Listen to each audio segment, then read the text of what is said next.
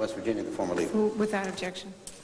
Madam President, I can understand the feelings of Senator Carol Moseley Braun and others on this question of the symbolism of the emblem of the United Daughters of the Confederacy. I agree also with those historians who judge American chattel slavery as one of the most heinous crimes in American history, as it was in the history of Rome, who took as slaves defeated peoples, be they Gauls, Ligurians, Illyrians, or Germanic tribes, or whatever. When the Romans conquered the city, as the usual thing, the conquered peoples were sold into slavery. But I cannot agree with those who want to rewrite American history. And the Confederacy is a part of American history. By insisting that we erase the heritage of millions of Americans, the descendants of those men and women who believed in the Confederacy, sacrificed for the Confederacy, and died for the Confederacy, by blotting out all official recognition of the historical fact of the Confederacy.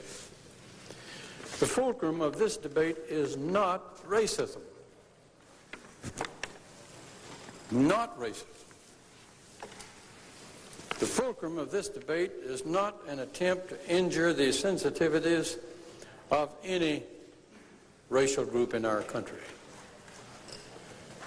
The fulcrum of this discussion is, in fact, historical accuracy. Many informed people believe that the 11 states that comprised the Confederacy stood on solid constitutional ground. Abolitionist sentiment in the North changed the terms on which legal questions had originally been settled in the old Union. John Brown's raid on Harper's Ferry in what is now West Virginia made a peaceful settlement of the slavery question nearly impossible. Madam President, I ask unanimous consent to proceed for 2 minutes. Without objection. Sorry. Interestingly, only an estimated 5% of the population of the South owned slaves.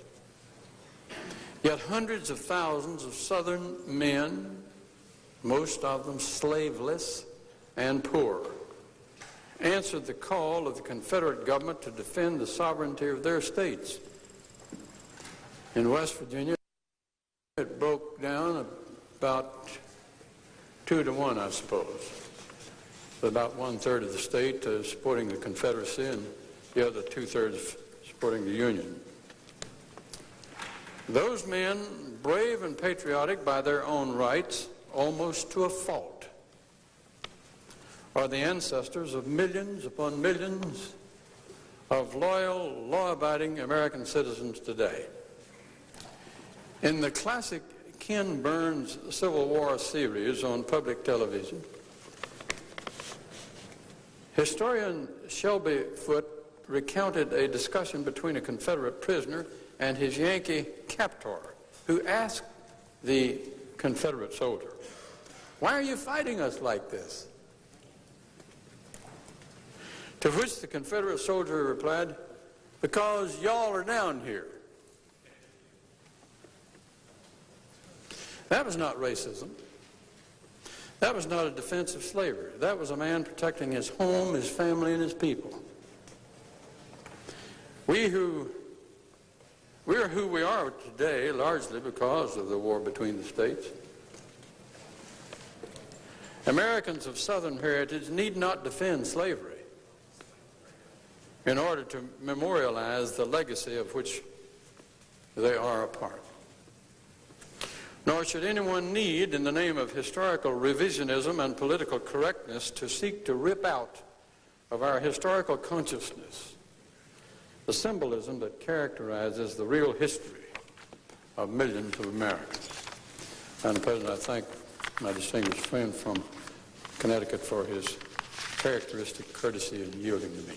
I yield.